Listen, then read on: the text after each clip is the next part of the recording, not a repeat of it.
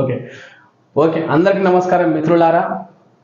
ఈరోజు కార్గిల్ యుద్ధం జరిగిన రోజు 1999 మే నుంచి జూలై వరకు యుద్ధం జరిగింది.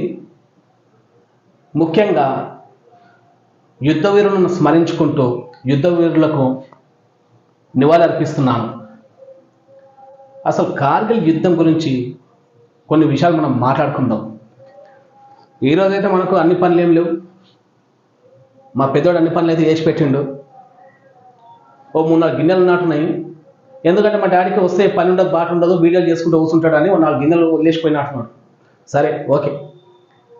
అయితే వాస్తవానికి ఈ యుద్ధం మొదలు కావడానికి కారణం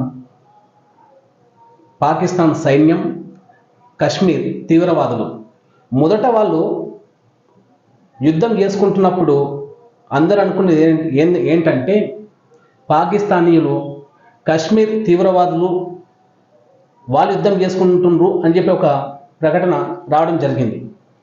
తీరా కొంతమంది సైనికుల వద్ద కొన్ని పత్రాలు లభ్యమై పాకిస్తాన్ ప్రధానమంత్రి కానీ వాళ్ళ దేశపు సైన్యాధిపతుల వాళ్ళ మాటలు నుంచి వాస్తవం తెలిసింది ఏంటంటే దీని వెనకాల పాకిస్తాన్ సైన్యం ఉందని తెలిసింది. అప్పటికే ఏం జరగొద్దో అదంతా జరిగిపోయింది.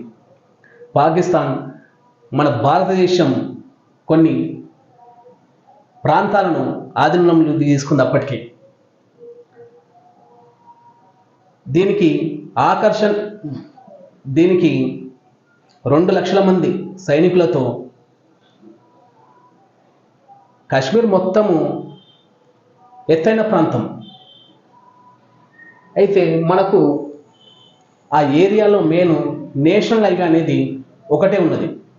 ఓ యుద్ధ సామాగ్రి కానీ ఏ చిన్న యుద్ధానికి సంబంధించి పంపాలన్నా కానీ ఆ రోడ్ ఒకటే మార్గం.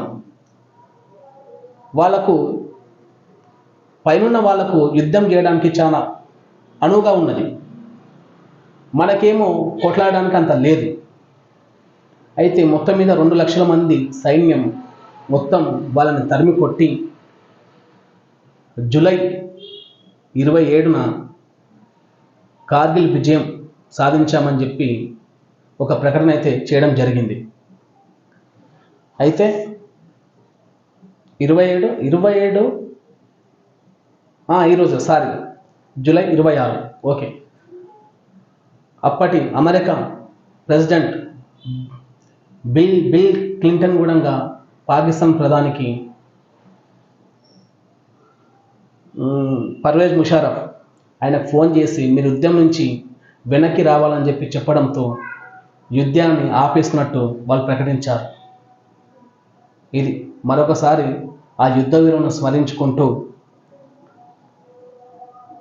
జై హింద్, జై భారత మాత, జై శ్రీరామ్.